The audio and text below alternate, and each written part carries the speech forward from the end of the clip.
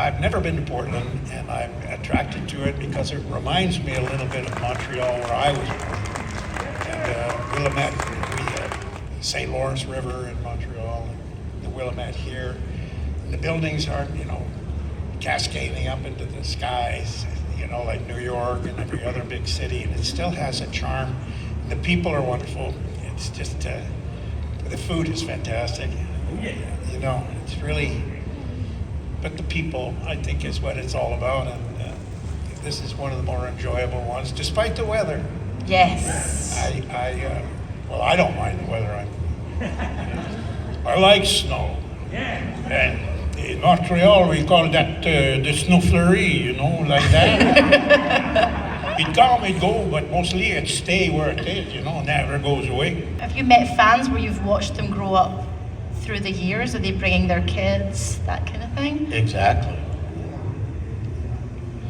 Well, we've been noticing that pretty much at all the conventions, the generations, where a father will have a son, and the father had been in Generation 1, the G1 series, and now the children are following through, like, especially recently, I've been seeing a larger proportion of father and sons, and mothers and sons and daughters coming, and that something tied it all together.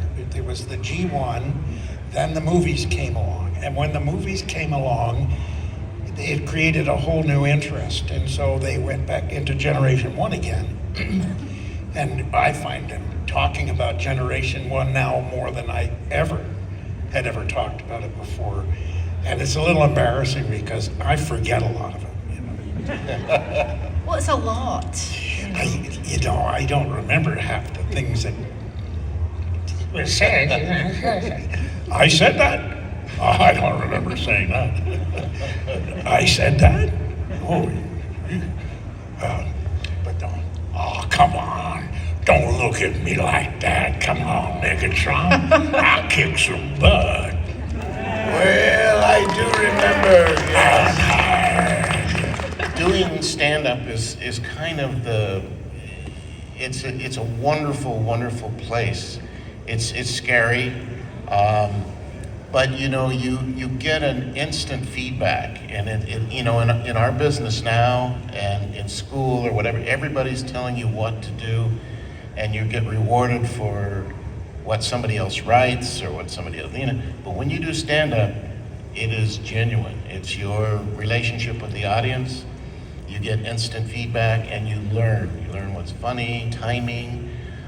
So I'd say anybody who is interested in the business and has that flair, definitely go for it. Hello, my lovely friend. What is your name and what is your question? Loud and clear into the mic. My name's Mike. I'm from Seattle. Hi, Mike. And I've been watching Transformers for years. Love the show. Who was your favorite actors you worked with in the Transformers original franchise? Well, we don't think we had very many guest stars. It was basically just our cast that we had. And Michael Bell would be high on that list. Oh, I mentioned. And Chris, of course, who we lost. Chris Latta. Voice of Star Trek. Neil Ross. Dan Gelderzan. Scatman Crothers was wonderful.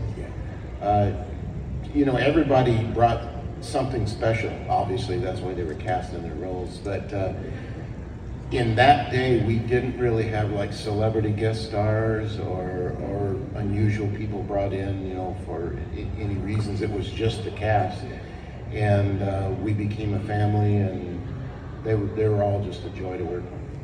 Of course, Peter. Peter's the best. The best. Do you want to add anything, Peter? Or? You could mention me. Oh, man.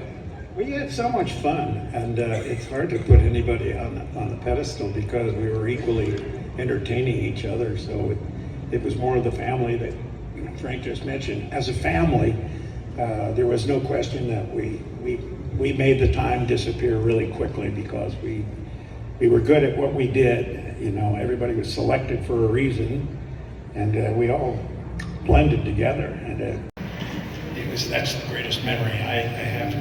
Nobody is on a pedestal by any means. I love that. Thank you very Thanks, much for Mike. your question. Thank you. Yes, I am. Dirty, naughty Klaus.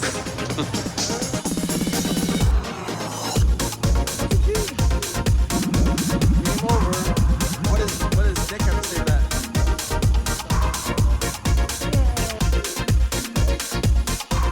Autobots transform and roll out.